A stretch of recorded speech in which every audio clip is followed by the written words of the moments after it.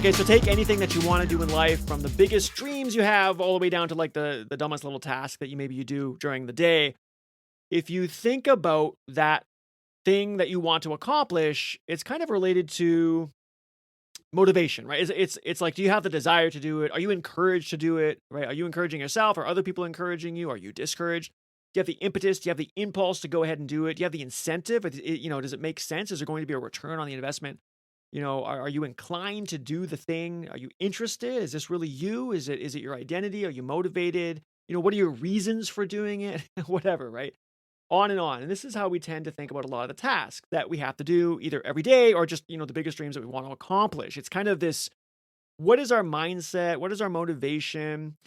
There's always a barrier between where we are now, which is like at any given time when you're not doing a task, and then, between that state and then doing the task, right? There's always this kind of energetic barrier that you have to get over. Whether that's because you got to get in the mood, or you got to contact the right people, or you got to get your mindset in the right place. You got to kind of channel that, natural energy into your task. And I think that's a way we think about a lot of things that we have to do, as they all kind of have different sized barriers to them, right? And I think we don't get around to it a lot because of that barrier. Again, I'm not in the mood, or I don't have what I need. I don't have the resources, or I'm not in the right place. I got to go to the coffee shop or the library. It's got to be quiet. I got to change my environment. And sometimes these are just downright excuses not to get started, but there's always these kinds of, they are kind of excuses, right? They're these barriers. And it doesn't mean that we won't eventually get around to it. We probably will, especially for the smaller tasks. The bigger, more difficult, more kind of non-trivial, or the challenging the task, I think the more uncertain it is whether or not we will ever get around to it, right? So if it's like, I want to learn, how to speak Mandarin Chinese, well, you may or may not get around to that. That's a bigger thing. How am I going to go about that? What are the resources? Do I need to talk to people? Do I need to immerse myself? There's more to kind of just think about, as to whether or not you're even going to start, right? Whereas a smaller task would have, just something that you might do every day, or maybe like exercise or something that you kind of do once in a while. Maybe there's less thinking about that. But we always frame what we want to do in terms of the barriers, right? Even if you don't call it that, or even if you don't think of them as barriers, it's really what you're doing. When you're talking about whether or not, you've got the desire, or whether or not you're encouraged, the impetus, the impulse, the incentive, the inclination, whether or not you're interested. It's all this kind of upfront thinking before you actually just do the damn thing, right? And I want to, and look, I'm not saying all of that is bad. I've talked about the importance of motivation. I think it's good to ride the wave of motivation and willpower. I mean, I think that's there for a reason. You can tap into that energy, and if you do, you're going to perform whatever you're doing, far more effectively. And so I've talked about that kind of stuff on other episodes. But there's this big difference between all that kind of upfront thinking that we're doing about a task and something that would be, let's say, a lifestyle, right? So what is a lifestyle? A lifestyle is just something that you do usually every day, right? It's just like part of who you are. It's part of your identity. And really, I would say what makes it a lifestyle is that you don't really think about it that much. You just kind of do it, right? It's not something you really think too much about. You just kind of do it. I do a lot of walking, okay? And you can kind of step back and say, oh, that's good. Walking's healthy. It's something that more people need to be doing. So you must have, thought a lot about it. No, not really. I don't really think about it at all. I just do a lot of walking. I have to go walk, whatever it is, the coffee shop, or drop my kid off, or maybe, go to the mall and walk around, or I just like to walk around and contemplate. It's something that I enjoy. Whatever the reason is, it's almost like the reasons don't really matter, right? In some sense, because I'm just doing it. It's just part of my lifestyle. And I want to talk about that difference in this episode between, all this upfront thinking that we do about tasks and framing them in terms of, like, when I say task, I just mean anything you want to do. Again, from the biggest dream, like building a business, changing the world, all the way down to like the dumbest little thing you might do in a day. There's that stark contrast between thinking about what it takes to do those things as almost like, well, there's these barriers I got to get over. A contrast between that and something that's a lifestyle, which doesn't really have these barriers, right? Something is a lifestyle when it doesn't really have those barriers, because you don't put it up on a pedestal. You don't make it a thing. You know what I'm saying? It's not like you're humming and hawing about what it's going to take, or what about this and what about that. It's just something that you do. And I think that's really the goal in life, is when you take the most important things that you want to accomplish, but you make it a lifestyle. And that's kind of the argument. Well, it is the argument I'm going to make in this episode, is that you need to make something a lifestyle. If it's something that's really, really important, something you want to accomplish. If you want to go learn that language, it's not about, okay, how am I going to do this? And when am I going to do it? Where should I do it? that's problematic when you're asking all those questions, because I think what you need to do is just make it a lifestyle. Now, how you do that, we'll talk about that in a bit, but that's what it comes down to. If you want to exercise more, well, I got to sign up for a gym, or I need this, I need that. All that upfront thinking, those are all kind of energetic barriers that you're going to have to get over to actually make it a reality. And you might do that successfully for a week or two, but what are the odds of you staying consistent if you keep framing the things that you want to accomplish in terms of the energetic barrier it takes to get over? It's highly unlikely, because you're going to have to keep fighting that. You're going to have to keep climbing that mountain. What I'm saying is that when something is a lifestyle, what is so beautiful about something being a lifestyle is you're not framing things in terms of energetic barriers. You're not thinking, what am I going to need? What about this? You're just doing it. It's just you. It's just part of your daily routine, and maybe that starts out as kind of, I think this is why a lot of rituals work, right? And maybe it did start out as kind of a specific ritual you put in place, and then it just became second nature. Now you don't even think of it as a ritual anymore. You just do it. Or maybe it wasn't anything ritualistic you were trying to set up. It's literally just you. Like for some, like walking. Like I just do a lot of walking. I probably couldn't do a lot of walking if I tried not to. Like I just have to. I don't even think about it. Right? I'm just going and I'm walking. I like to walk. I like to think. I like to kind of slow down and contemplate stuff.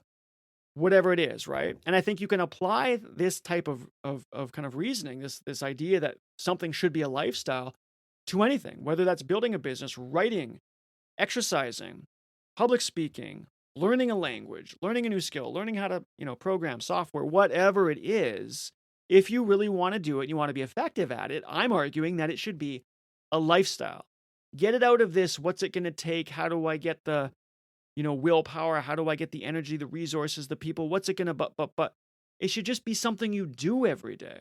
Okay. So there's a big difference that I want. So just up to this point, I just want to be clear that if I'm drawing this distinction between, if you look at the things you want to accomplish in life, regardless of how small or how big, I think we tend to think about them in terms of what it's going to take to accomplish them, as though there's this like hill you have to get over. And I'm saying there's a real difference between that and what you do as a lifestyle, because the things you do as a lifestyle you're not framing them in terms of like hills to get over. You just do them. You just do them all the time. And it's not, well, are you doing it right? And are you doing it well? And do people like what I'm doing? It's not so much of that. It's just living. It's just life. And there's this kind of real difference between the two. And what I'm going to argue in this episode is that if you want to be really effective at anything, whatever it is, take that off the list and say, how do I make this a lifestyle? Right? How do I make this a lifestyle? So there's this kind of realization that, we keep framing a lot of the things that we want to accomplish in terms of kind of this energetic barrier. I think a good analogy here, and I would argue it's more than just an analogy, is if you think about the way an enzyme works in biology, right? So an enzyme is really just this biological catalyst. A catalyst is anything that speeds up the rate of a reaction, right? So if you've got these different chemicals that are mixing in the air and they're going to, let's say, explode, well, that's a reaction that takes place.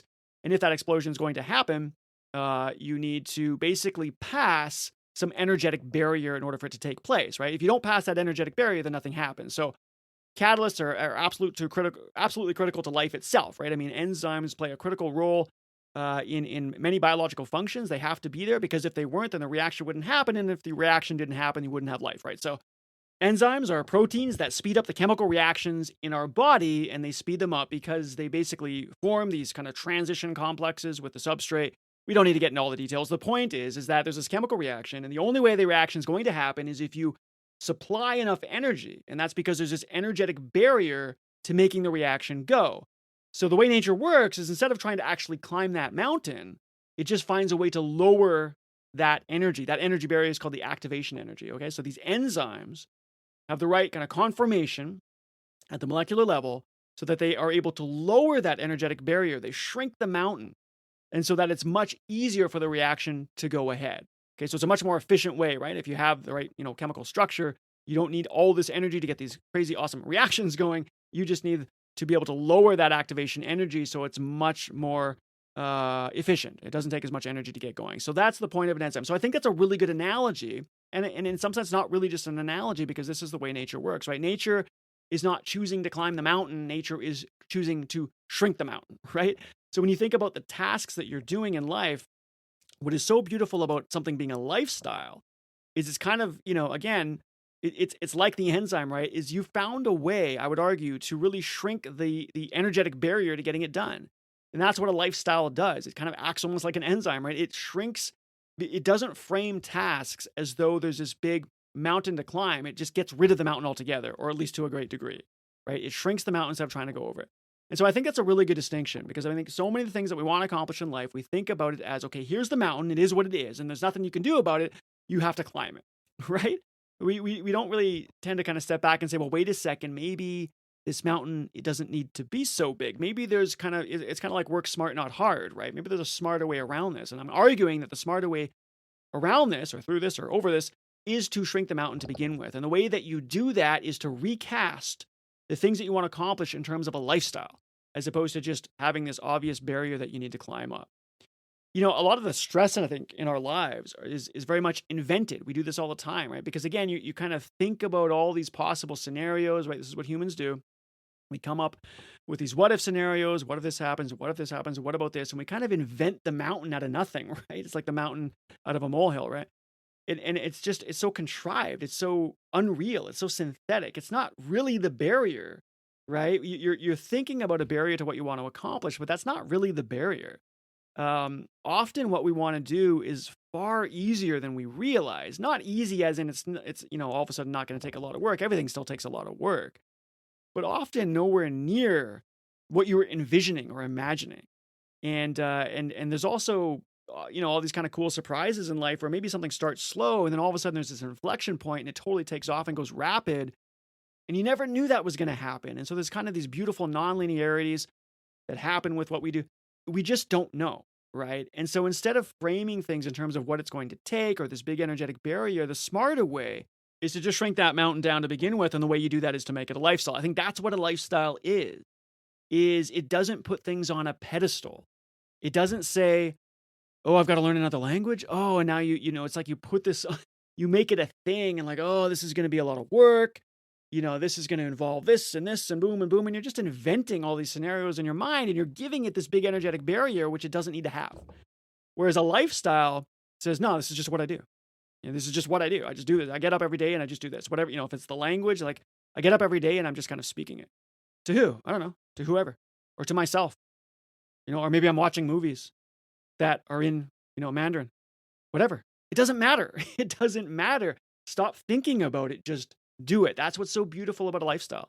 So I think it's very much analogous to the catalyst in a reaction. It doesn't try to climb the mountain. It doesn't make the mountain to begin with, right? It doesn't put things up on pedestals. And I think that's what we do with so many of our tasks is we make it a thing. We invent it in our mind and we put it up on this big thing. Oh, this is going to be so great to achieve. And because you've made it such a thing, you know what I mean? When I say a thing, I just mean like you make it almost too important. Right. And it's not that it's not important, it would be obviously it would be good to accomplish, but you put it up on this pedestal and now you make it impossible. You're never going to consistently have the energy to keep climbing that mountain. You got to not have the mountain. Okay. And I'm going to talk about in a bit how I think you can do that with any task. Let's use just really quickly some examples here. So, exercise, it's always a good example, right? Like it's something that most of us always want to be doing more of. But what does it mean? Well, I guess it means going to the gym, right? You got to go to the gym. You got to get that membership, and then you got to be consistent. You got to show up. It's kind of like the New Year's thing. New Year's comes around, people make their resolutions, and that's when it's easy for the first few weeks because, this is going to be different this time. And of course, it never is. January goes by, February hits, and then nobody goes to the gym anymore, right? Or a lot of people don't. It's really hard to stick with it unless the gym just happens to really be your thing, and that's the environment that drives you, and that is more power to it. But another way to think about exercise is to stop trying to define it so specifically. It doesn't have to necessarily be the gym. Maybe sometimes it's the gym. Maybe sometimes you're taking your kid to the playground and you're playing and there's the monkey bars there and it's just you two. And so you're going to do some chin-ups on the monkey bar while you guys are playing around. And then you go do some push-ups and then you go do a few stretches or maybe you almost kind of do it together. If it's a lifestyle, then exercise can technically be done anywhere. It doesn't have some specific definition. Right. And you might say, yeah, but, is that really going to be exercise? Am I really going to meet my goals if I do that? Arguably, yes, probably a lot more effectively, because in the other scenario where you be super specific about it with a specific definition, well, it means I go to the gym and I've got this routine that I'm going to follow and I'm going to mark it off with my check marks. And now you've made it this big thing. It's got this big definition wrapped around it. It's got this huge energetic barrier. You might do successfully for a week or two, but you're going to drop off because you can't consistently have the energy required to go over that mountain, right? In this particular case, for some people for exercise, this does work because that's just you and you like the gym and you like following a schedule. If it's already working, more power to you. But for a lot of us, the majority of tasks don't fit into that category because we define them so specifically. We think they need to be a specific thing. And so we've invented our own mountain and now we just can't get over it consistently. Instead, take away the mountain. Like, you don't need the energetic barrier. Exercise could technically happen anywhere. And if you do that, I would argue you're going to be exercising way more than you would otherwise, and then maybe discover a more specific definition of exercise that actually works for you.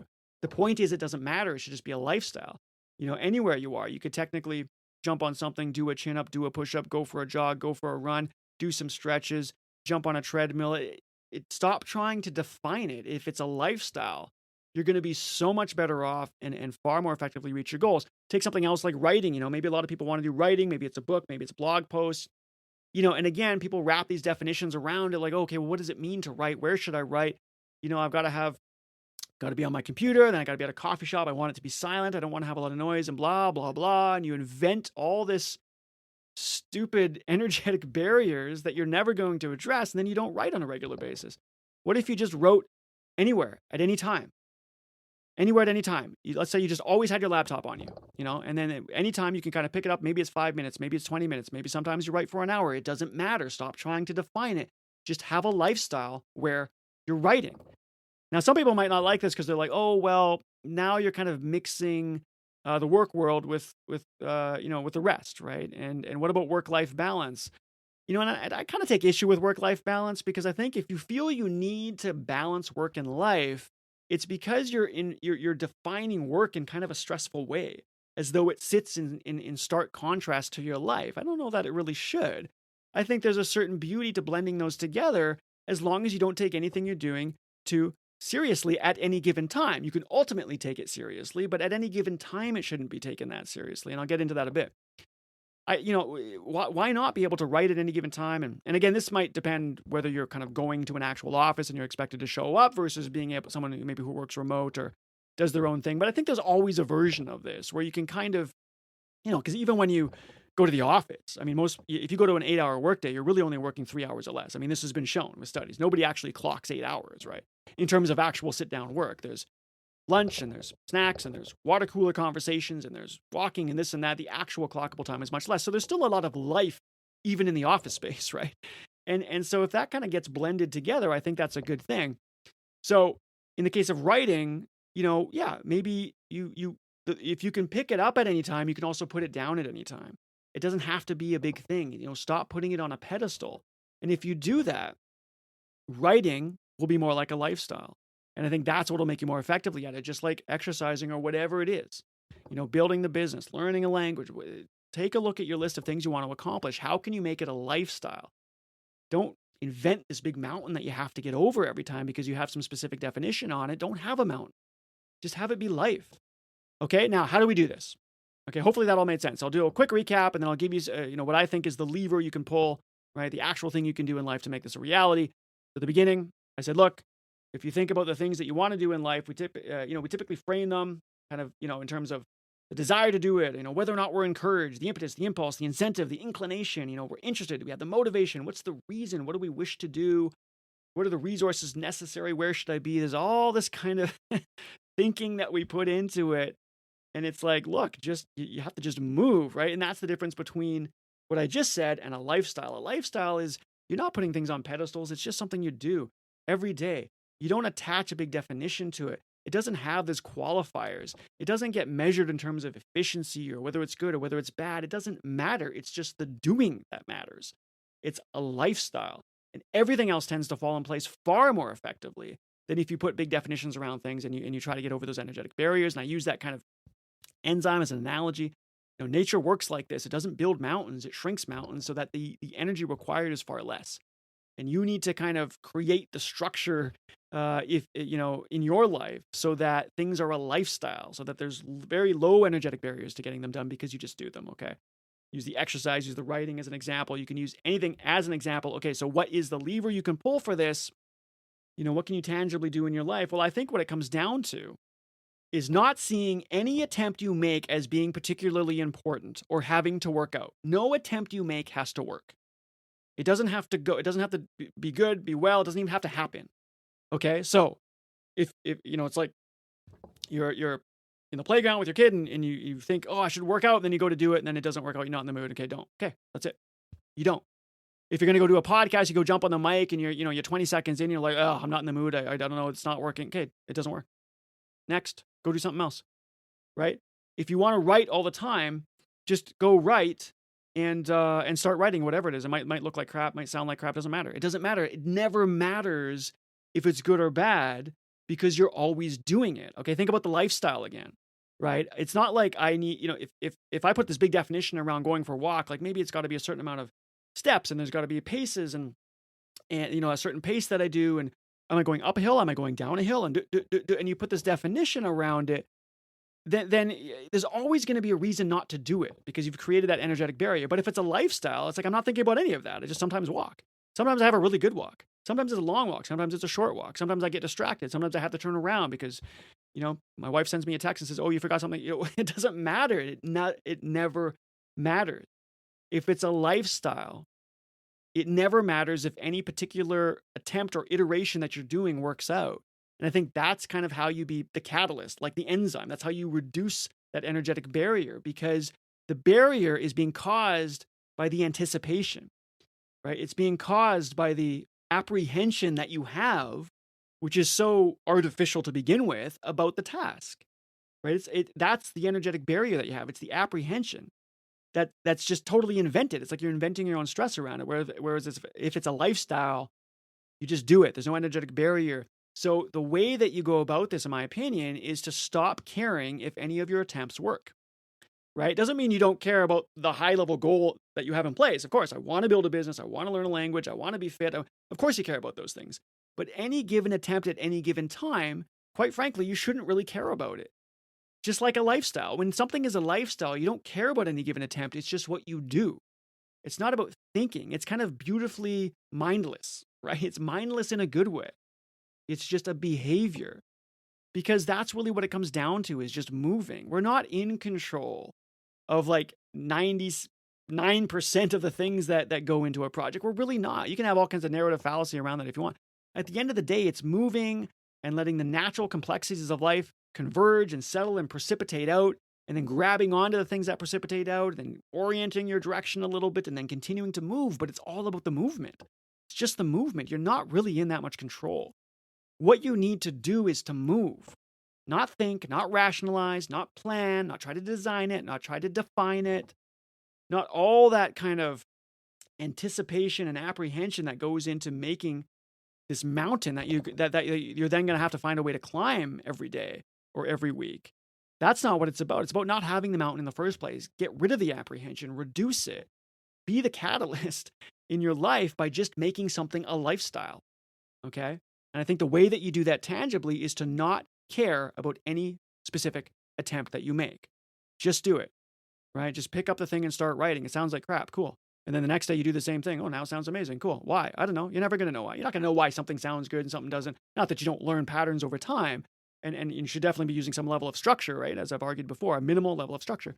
But it just comes down to the movement, right? It just comes down to the movement. And as you do that, you're going to have more specific structures that you put in place because it's being revealed to you what works. I mean, you'd have to be an idiot not to grab onto that. Of course, you're going to grab onto what works, but it's still pretty mindless, right? You're just looking at what works. You gravitate towards that, and then that's the next set of movements, right? It's just movement. It's behavior. You have to take on the behavior that will over time result in good things. If you picked apart all the attempts that you made over the last year for something that ended up being really successful, it would be all over the place. It would be, oh, here's where I was doing this and that didn't make any sense. And here's where I did this and that made a lot of sense. This is when it good. This is when it went bad. This is when it was slow. This is when it was fast. It would just be this absolute intricate, beautifully chaotic mess of behavior. But what was consistent through it all was you just did it. You just did it all the time. So stop caring about any particular attempt that you make. And that's how you turn something into a lifestyle. That's how you don't have a big mountain that you have to climb every time. You don't have the anxiety. You don't have the apprehension about getting it done. You're just doing it. And I think that's what it takes to be successful at anything that you want to accomplish in life. Okay, that's it for this episode. Thanks so much for listening. Until next time, take care.